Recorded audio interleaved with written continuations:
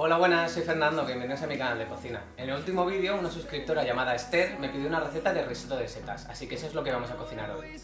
Recordad que si tenéis cualquier petición o no sabéis cómo cocinar algo, me lo podéis dejar en los comentarios y lo tendré en cuenta para futuros vídeos. Vale, vamos a cocinar. Vamos a empezar con el sofrito, cortando 150 gramos de cebolla muy fina y rehogándola a fuego lento con 50 gramos de mantequilla. Recordad que siempre que trabajamos con mantequilla, añadimos un poco de aceite de oliva para evitar que se queme.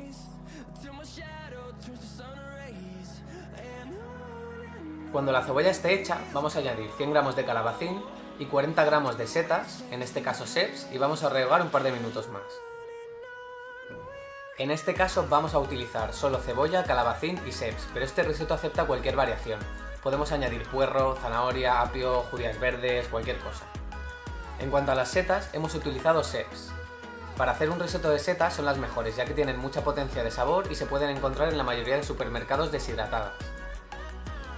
Lo que vamos a hacer es ponerlas en remojo durante 5 minutos con agua fría y después las vamos a picar como si fueran una verdura más. El agua restante la vamos a colar para eliminar la posible arena que tenga y la vamos a juntar con el caldo de verduras que utilizaremos para cocinar el arroz. Si no encontráis seps, podéis utilizar cualquier seta deshidratada tipo trompetas de la muerte, colmeníes, etc. Y en última instancia champiñones, aunque estos últimos tienen menos sabor. Cuando el risotto esté listo, vamos a añadir 400 gramos de arroz redondo, 5 gramos de sal, 3 gramos de pimienta, una pizca de nuez moscada y vamos a empezar a cocinar. Lo que diferencia un risotto de otro tipo de arroces es que el caldo se va añadiendo poco a poco en varias veces y removiendo para que el arroz suelte el almidón y este sea cremoso. Así que vamos a tener el caldo de verduras muy caliente en otro cazo y vamos a ir añadiendo un poco al arroz sin dejar de remover hasta que este lo absorba. Cuando el arroz crepite, crepitar es esto, ¿vale? Añadimos otro poco de caldo y cocinamos, y así sucesivamente hasta que el arroz esté cocinado. Para esta cantidad, 1 litro de caldo es suficiente.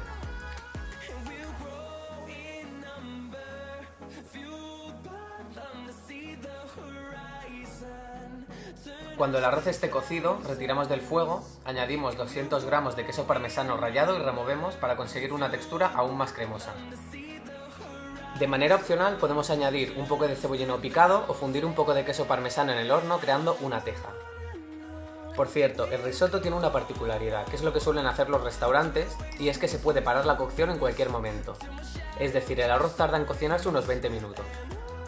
Como este arroz se cocina en varias veces añadiendo caldo, podemos gastar un 75% del caldo, unos 15 minutos de cocción, y dejar el arroz a media cocción. Así, cuando nos pidan o nos apetezca un risotto, solo con 5 minutos de cocción estará listo.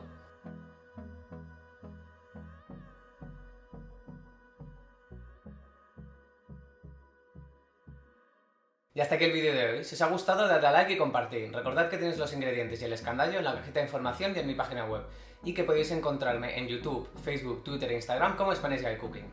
Si hacéis la receta, etiquetadme y utilizad el hashtag SGC17 y hasta la semana que viene. ¡Adiós!